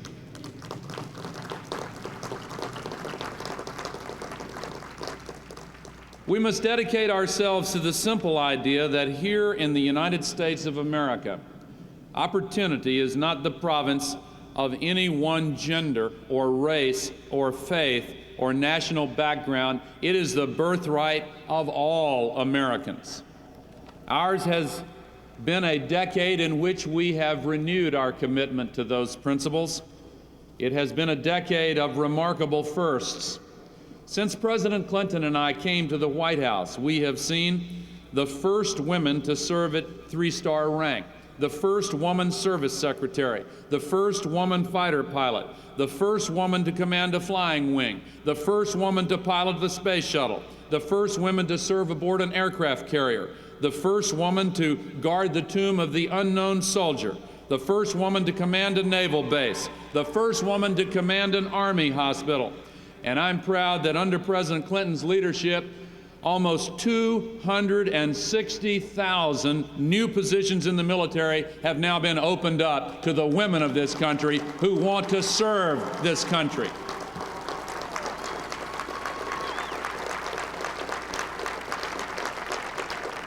Today, women are a vital element of virtually every aspect of our nation's mission around the world, 24 hours a day, at sea, on the ground, in the air, and in space. We're proud of what has been done, but much more can be done. More can be done to ensure that every woman and every man who serves in our armed forces are treated with the respect and dignity they deserve. Sexism in any form or guise has no place in our military. It has no place in our nation.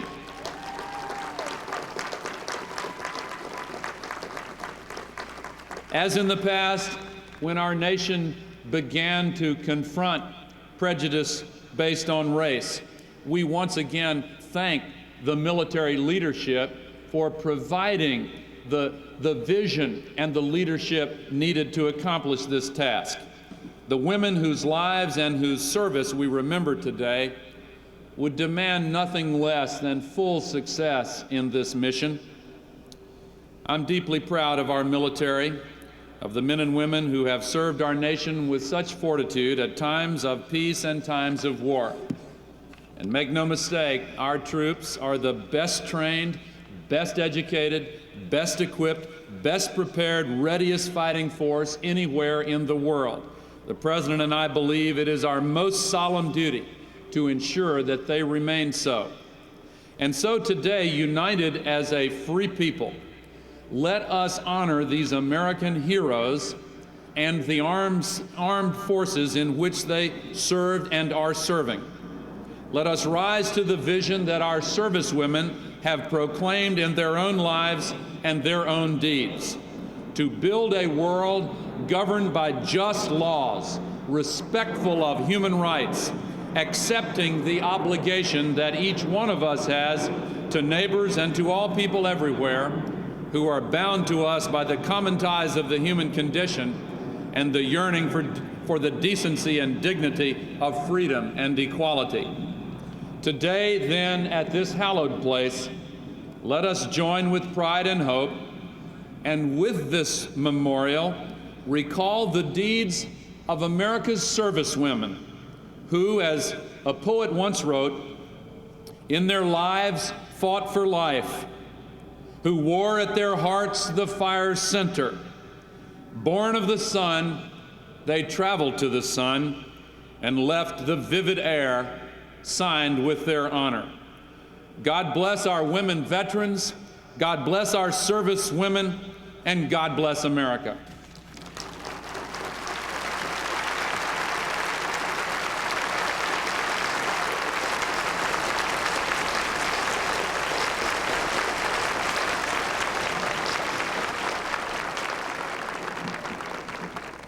Thank you very much, Mr. Vice President. Before we cut the ribbon, I want to thank the National Park Service folks for the tremendous support they've given us all the way through. And also, I want to take this opportunity to thank the Memorial Foundation staff and all our many volunteers around the country for their countless hours of help, and our heartfelt thanks to the servicemen and women who've helped in so many ways during these last days of doing the the dedication activities, and particularly the Marines who helped at every event through sunshine and rain. In closing, I want to thank each of you for being with us on this historic day for women. Shortly, the doors of your memorial will be open. For those of you who have tickets to enter the Education Center at this time, when that moment comes, go over to the entranceway over here. For the charter members, their families and friends, they're invited to a reception down by the Cemetery Visitors Center, and that's down that way, and that is hosted by Mrs. Cohen, the wife of our Secretary of Defense. For those of you who may have come on Metro, I want you to know that it's open until midnight tonight just for you. And now, Mr. Vice President, Mrs. Gore, Secretary Cohen, General Shelton, and others, let's go down and cut the ribbon.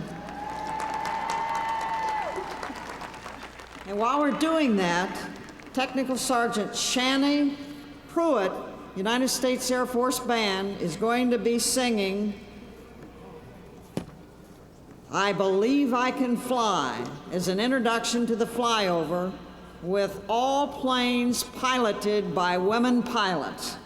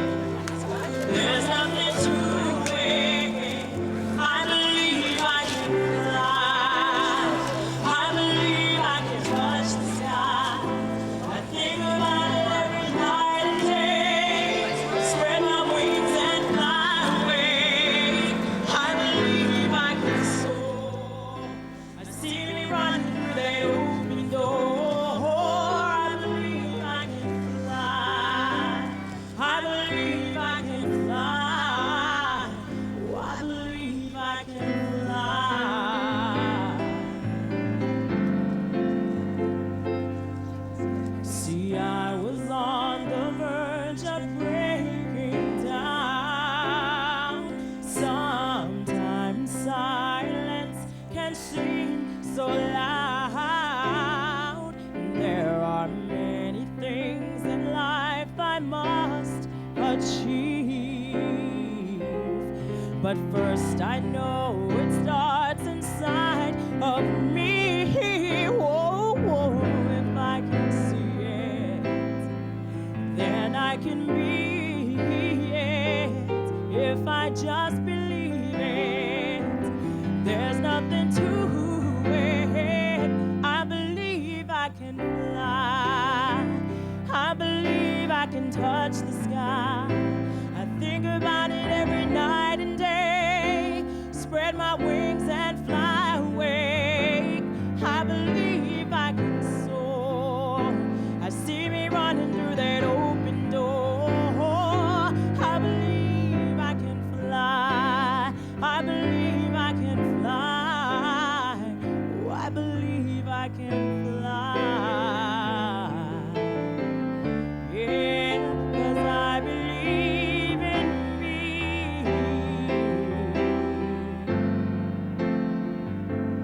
If I can see it, then I can be it. If I just believe it, there's nothing to it. I believe I can fly. I believe I can touch the sky. I think about it every night and day. Spread my wings and fly away. I believe I can soar. I see me running through that open door. I believe I can fly. I believe I can fly. I believe I can fly. I believe I can fly. I believe I can fly. I believe I can fly. I believe I can fly. I believe I can fly.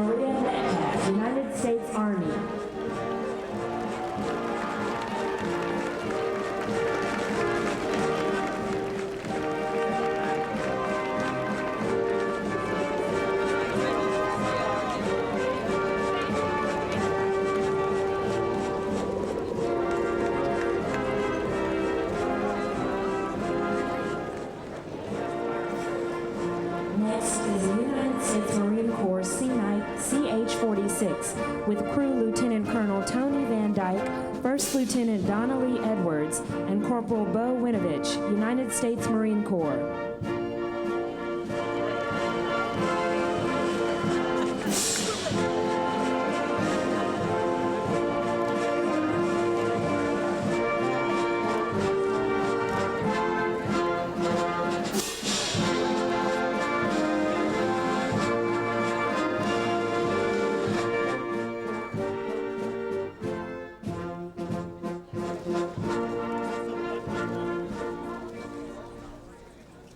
Sergeant First Class Dolores King Williams, United States Army, will sing God Bless America.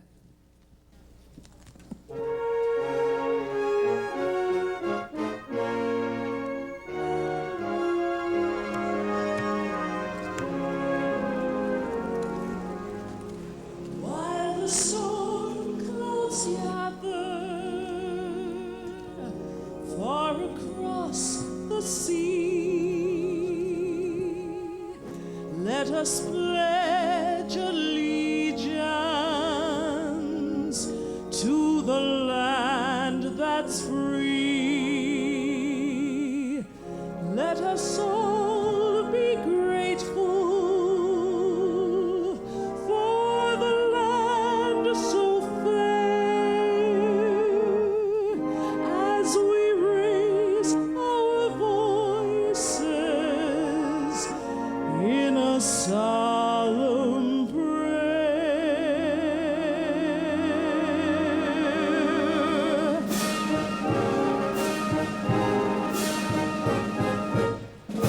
God bless America, land that I love. Stand beside her and guide her through the night with the light from above.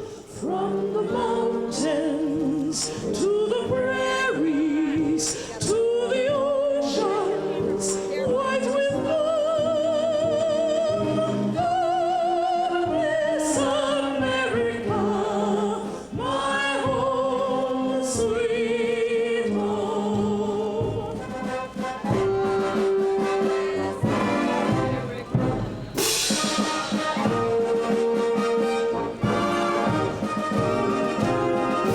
God bless America, land that I love. Stand beside her and guide her through the night with the light from above.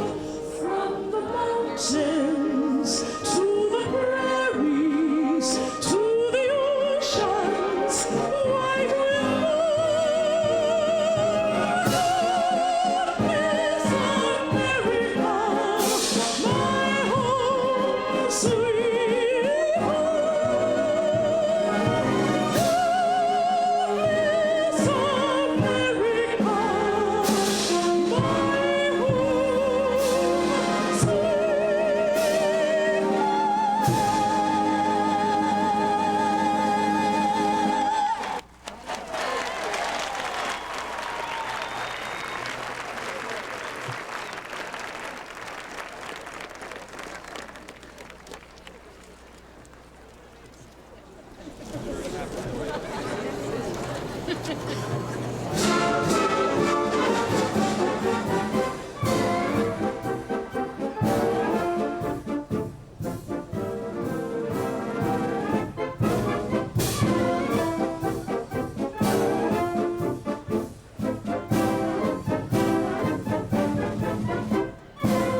Ladies and gentlemen, this concludes today's ceremony. Thank you for your attendance and enjoy your day.